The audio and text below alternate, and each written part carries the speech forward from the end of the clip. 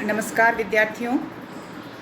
आज हम शास्त्री तृतीय वर्ष के द्वितीय प्रश्न पत्र में के पाठ्यक्रम में हिंदी निबंध विधा का जो उल्लेख आता है उस हिंदी निबंध विधा के उद्भव और विकास के विषय में चर्चा करते हैं। वास्तव में हिंदी निबंध को जब हम पढ़ते हैं तो सबसे पहले हमें ये देखना होता है कि हिंदी निबंध जो शब्द है, निबंध का जो शब्द है, वास्तव में उसकी उत्पत्ति कैसे हुई, कहाँ से हुई और उसका एक सामान्य अर्थ क्या है। जब तक हम उसके सामान्य अर्थ को नहीं जानेंगे तब तक हम हिंदी निबंध के विकास का या उसके उद्भव का आगे अध्ययन करेंगे तो वो ठीक नहीं होता है। तो सर्वप्रथम हम ये जानेंगे कि हिंदी निबंध में निबंध शब्द जो है वो अंग्रेज़ी भाषा के ऐसे का पर्यायवाची है जिसका अर्थ है जांचना, चेष्टा करना और प्रयत्न करना इत्यादि इत्यादि। उसी प्रकार संस्कृत भाषा में निबंध शब्द का अर्थ विशेष बंधन से होता है। तो निश्चित रूप से अलग अलग भाषाओं में निबंध साहित्य का निबंध शब्द का अलग अलग अर्थ है। मैं सामान्य रूप से इसको इस रूप में देखती हूँ कि निबंध किसी व्यक्ति की वैचारिक अभिव्यक्ति है जिसकी कभी कोई सीमा नहीं होती, उस अभिव्यक्ति की कोई सीमा नहीं होती। जैसा कि शब्द से स्पष्ट है कि इसमें कोई बंधन नहीं है, लेकिन बंधन नहीं का मतलब यह नहीं है कि हम सीमा से परे जाकर, चाहे वो अभिव्यक्ति पक्ष हो चाहे वो कथ्य पक्ष हो, सीमा से परे जाकर हम कुछ भी लिख दें। वस्तुतः एक विशेष प्रकार का बंधन, और यह बंधन अभिव्यक्ति और कथ्य दोनों की तरह से विशेष होना चाहिए कि विचारों को अबाध रूप से व्यक्त करना, जिसमें प्रायः व्यक्ति प्रधान निबंध होते हैं, निबंध कहलाते हैं। जैसे डॉक्टर धीरेन्द्र वर्मा के अनुसार लेखक बिना किसी संकोच के अपने पाठकों को अपने जीवन के अनुभवों को सुनाता है और उन्हें आत्मीयता के साथ उनमें भाग लेने के लिए आमंत्रित करता है। उसकी यह घनिष्ठता इतनी सच्ची और सघन होती है कि उसका निबंध पाठकों पर उतना ही सीधा और तीव्र असरदार होता है। इसी आत्मीयता के फलस्वरूप निबंध लेखक पाठकों को अपने पांडित्य से अभिभूत नहीं करना चाहता और अधिकाधिक ऋजु और उदार रूप से प्रकट होता है। निबंध की वैयक्तिकता, आत्मनिष्ठता उसकी इसी आत्मीयता और घनिष्ठता का परिणाम है। तो परिभाषा यह कहती है कि निबंध में रहने वाला जो आत्मीय भाव है वह आत्मीय भाव निबंध में अवश्य होना चाहिए, वरना निबंध दुरूह हो जाता है। इसमें लेखक पाठकों के साथ एकाकार होता है।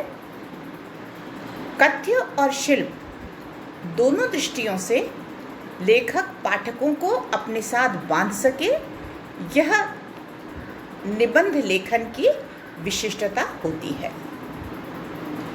अब हम यह देखेंगे कि निबंध का विकास क्रम किस प्रकार है। तो निबंधों के विकास क्रम को हम 4 खंडों में विभाजित करते हैं: भारतेंदु युग, द्विवेदी युग, शुक्ल युग और शुक्लोत्तर युग। तो हिंदी साहित्य में निबंध विधा का जो विधिवत या साहित्यिक प्रारंभ होता है वो भारतेंदु युग से होता है। यह कहना अनुचित नहीं होगा कि निबंध विधा ही एकमात्र ऐसी विधा है जिसका लेखन भारतेंदु युग में सबसे अधिक होता है। और ये निबंध जब लिखे गए भारतेंदु युग में, तब सर्वप्रथम ये निबंध पत्रिकाओं में लिखे गए कोई एक निबंध ग्रंथ नाम से हमें विधिवत निबंधों का लेखन भारतेंदु युग में भी नहीं मिलता। सबसे पहले पत्रिकाओं में निबंध लिखे गए और उनके जो समकालीन लेखक थे, भारतेंदु युग के जो भारतेंदु के समकालीन लेखक थे, उन्होंने इतिहास, धर्म, महापुरुषों की जीवनियाँ, भारतीय संस्कृति और विशेष रूप से त्योहारों पर निबंध लिखे। भाषा की दृष्टि से देखें तो भारतेंदु युग खड़ी बोली का प्रारंभिक युग था, इसलिए भाषा कुछ अनगढ़ रूप और बीच बीच में ब्रजभाषा के गद्य शब्दों का भी प्रयोग इस युग के लेखकों ने किया। भारतेंदु युग के प्रमुख निबंध और निबंधकार, जैसा कि आप देख पा रहे हैं, होली, एक अद्भुत अपूर्व स्वप्न, भूकंप, नाटक, अपव्यय, सूरदास जी का जीवन चरित्र, पांचवें पैगंबर, इन समस्त निबंधों को हम देख पाते हैं। इसी प्रकार से प्रताप नारायण मिश्र के द्वारा लिखे हुए निबंधों में धोखा,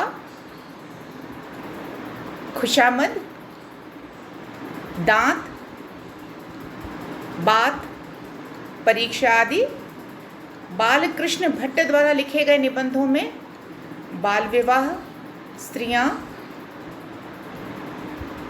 राजा और प्रजा, देश प्रेम का महत्व, ये निबंध हम देख पाते हैं। भारतेंदु ने भले ही स्वयं बहुत अधिक निबंध नहीं लिखे, किंतु वे अपने युग के अन्य निबंधकारों के लिए प्रेरणा स्रोत अवश्य रहे। इस युग के निबंधकारों ने कुछ पांडित्य प्रदर्शन के लिए भी निबंध लिखे, लेकिन इतना अवश्य रहा कि ये युग अर्थात भारतेंदु युग आगे आने वाले द्विवेदी युग के लिए एक नींव का पत्थर अवश्य साबित हुए। महावीर प्रसाद द्विवेदी का साहित्य क्षेत्र में आना एक बहुत ऐतिहासिक घटना रही। महावीर प्रसाद द्विवेदी के नाम से ही यह युग द्विवेदी युग के नाम से चला। इस युग के प्रबंध, निबंध और निबंधकारों में म्यूनिसिपैलिटी के कारनामे, आत्मनिवेदन, प्रभाव आदि जो स्वयं द्विवेदी जी ने लिखे। इसी प्रकार से शिव शंभू का चिट्ठा बाल मुकुंद गुप्त का प्रसिद्ध निबंध है। माधव मिश्र निबंधमाला माधव मिश्र की निबंधों की एक श्रृंखला है। उसी प्रकार सरदार पूर्ण सिंह ने मजदूरी और प्रेम, सच्ची वीरता, आचरण की सभ्यता जैसे निबंध लिखकर द्विवेदी युग में निबंधों को विकास क्रम पर आगे बढ़ाया। द्विवेदी जी की सरस्वती पत्रिका का प्रकाशन एक मील का पत्थर साबित हुआ, जिस पत्रिका के माध्यम से तत्कालीन लेखकों ने अपने निबंधों को लिखा और द्विवेदी जी के आचार्यत्व में निबंधों को सुधार करके, चाहे वो कथ्य में हो या शिल्प में, वो सुधारवादी दृष्टिकोण अपनाते हुए स्वयं द्विवेदी जी ने लेखकों को प्रेरित किया और सरस्वती पत्रिका में अनेक लेखकों के निबंध छापे। द्विवेदी युगीन निबंधों की एक विशिष्टता ये रही कि भारतेंदु युगीन निबंधों से इस युग के निबंध दोनों ही दृष्टियों से, भाव और कला दोनों ही दृष्टियों से कुछ अधिक परिपक्व और गंभीर हैं। समीक्षात्मक निबंधों का भी सूत्रपात द्विवेदी युग में हुआ, जैसे कविता, कवि कर्तव्य, कवियों की उर्मिला विषयक उदासीनता जैसे निबंध उच्च कोटि के समीक्षात्मक निबंध माने गए हैं। इसके अलावा जो तीसरा युग है वो शुक्ल युग के नाम से जाना जाता है। विद्यार्थियों, हम सब जानते हैं कि आचार्य रामचंद्र शुक्ल का आविर्भाव निबंध साहित्य में एक क्रांतिकारी युग साबित हुआ। आचार्य रामचंद्र शुक्ल के नाम से ही शुक्ल युग को जाना गया, जो गांधीर्य और परिपक्वता के दर्शन हमें द्विवेदी युग के निबंधों में मिलते हैं, वे ही शुक्ल युग में आगे चलकर अपनी गंभीरता और परिपक्वता में अपनी चरम सीमा पर पहुँचे। शुक्ल जी ने निबंध साहित्य में एक नए युग का पदार्पण किया। आचार्य शुक्ल स्वयं आचार्य थे। उन्होंने हिंदी साहित्य का इतिहास लिखकर हिंदी के विद्यार्थियों के लिए एक ऐसा कीर्तिमान स्थापित किया कि आज भी और न जाने आगे भी कितनी पीढ़ियों तक उनके द्वारा लिखा गया हिंदी साहित्य का वृहद इतिहास हम सब के लिए प्रेरणा का स्रोत बना रहेगा। हम उसे पढ़ते और पढ़ाते रहेंगे। आचार्य शुक्ल द्वारा नागरी प्रचारणी सभा में जो उनके द्वारा निबंध लिखे गए वे उनके प्रकाशित होते रहे। 1912 से लेकर 1919 तक उनके निबंध नागरी प्रचारणी सभा में नागरी प्रचारणी पत्रिका में प्रकाशित हुए। उन्होंने चिंतामणि नामक प्रसिद्ध निबंध का एक संग्रह लिखा, जिसमें भय और क्रोध, ईर्ष्या, घृणा, उत्साह, श्रद्धा, भक्ति, करुणा, लज्जा और ग्लानि, लोभ और प्रीति आदि निबंध हम देख पाते हैं। इसी प्रकार से बाबू गुलाब राय ने इसी समय फिर निराशा क्यों, मेरी असफलताएं, ठलुआ क्लब जैसे निबंध लिखकर निबंध साहित्य को और अधिक आगे पहुंचाया। रामचंद्र शुक्ल के बाद निबंध साहित्य के एक और युग का नामकरण हम पढ़ते हैं, जो शुक्लोत्तर युग के नाम से जाना जाता है। Doctor Nagendra, doctor Jainendra, doctor Ramvilas Sharma, Shanti Priya Dwivedi, ये ऐसे निबंधकार हैं जिन्होंने शुक्लोत्तर युग में निबंध लिखे और निबंधों को एक अलग तरीके का कलेवर प्रदान किया। अलग तरह का कलेवर इस संदर्भ में कि निबंधों में व्यक्ति प्रधानता होना या निबंधों में विश्लेषण होना, निबंधों में किस प्रकार से एक अलग अलग प्रकार की दिशाओं का होना, अलग अलग प्रकार के रास्तों का होना शुक्लोत्तर युग में देखा गया, जिसमें यात्रा संबंधी निबंध लिखे गए, जिसमें व्यक्तित्व संबंधी निबंध लिखे गए, जिसमें संस्मरणात्मक निबंध लिखे गए, जिसमें विवेचनात्मक निबंध लिखे गए और निबंधों ने बहुत अधिक गंभीरता प्राप्त की। गंभीरता इस संदर्भ में नहीं कि वे बहुत अधिक कठिन हो गए। निबंध सरल शैली में लिखे गए, सहजता की शैली में लिखे गए।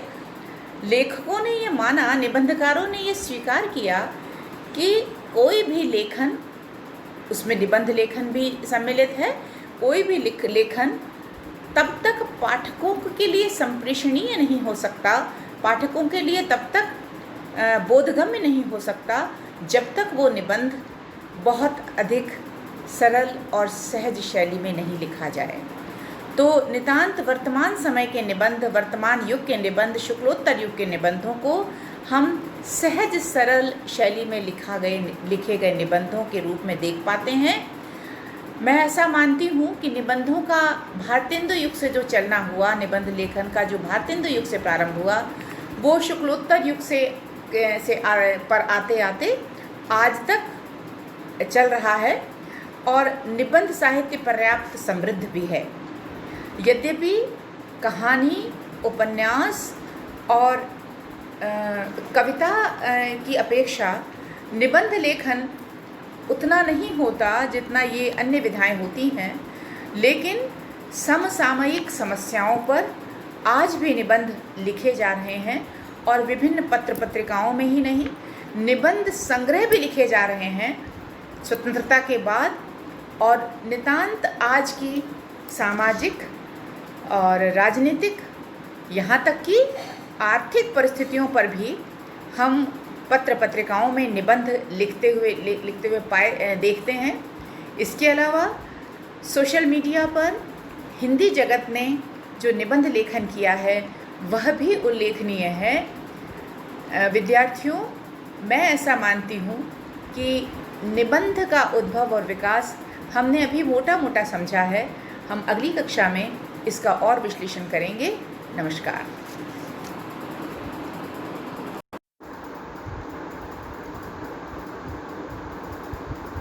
और